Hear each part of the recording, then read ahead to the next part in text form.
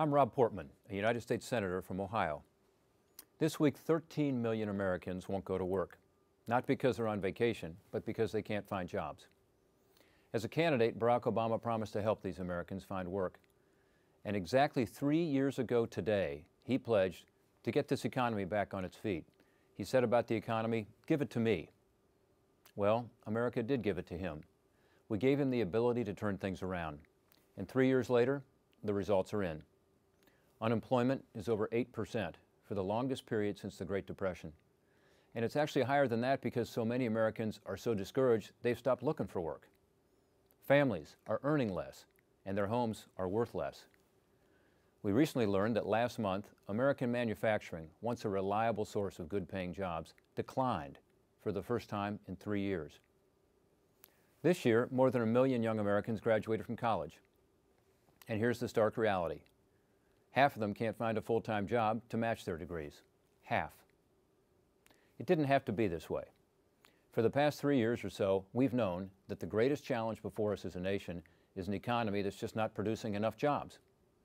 But instead of focusing on growing jobs and reigniting our economy, President Obama focused on growing government and trying to remake the United States into the image of the debt-laden countries of Europe. His approach has been more spending, more regulation, and higher taxes. You don't hear much from the president anymore about the two biggest initiatives of his time in office. One was passing the so-called stimulus bill. He and his economic team promised that spending almost $1 trillion of taxpayer money would get unemployment down to 5.6% by today. Instead, it's 46% higher. Measured by their own standards, his policies have failed us.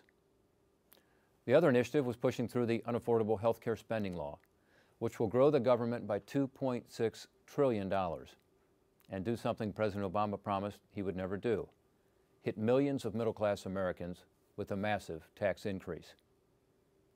Raising taxes on employers and middle class, growing government at the expense of free enterprise, piling on new regulations that increase the cost of doing business, these burdens make it harder, not easier, to create jobs in America.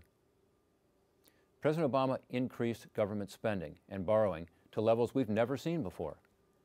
On his watch, the national debt has grown to a record $16 trillion, making it larger than our entire economy. We need to face facts. We're going broke. Washington is racking up debts that are being passed on to our kids and our grandkids. If we continue at this pace, we'll be the first generation of Americans to leave the next generation worse off than us. That's wrong. It's unfair, and it has to change.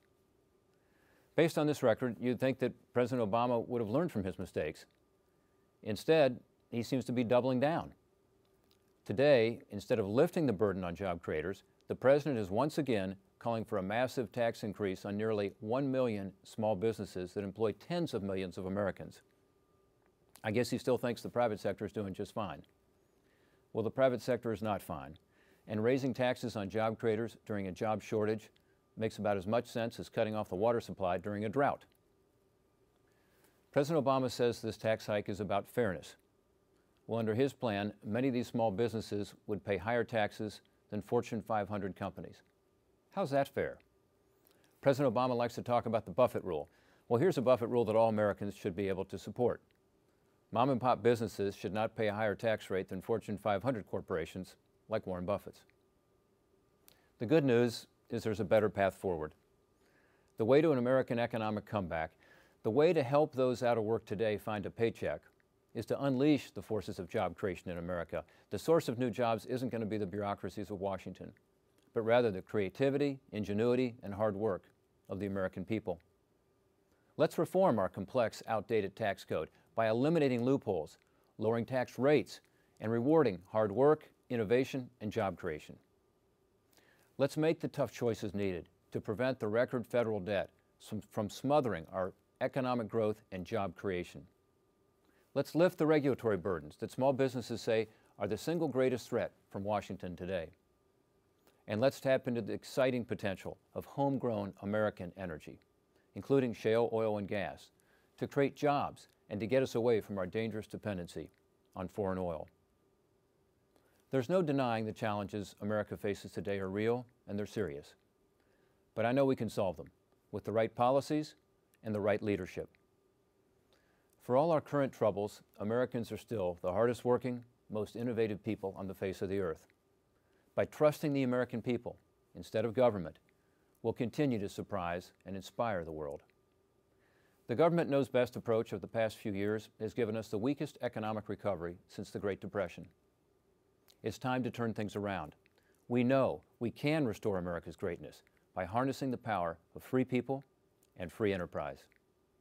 Thanks for listening, and God bless our great country.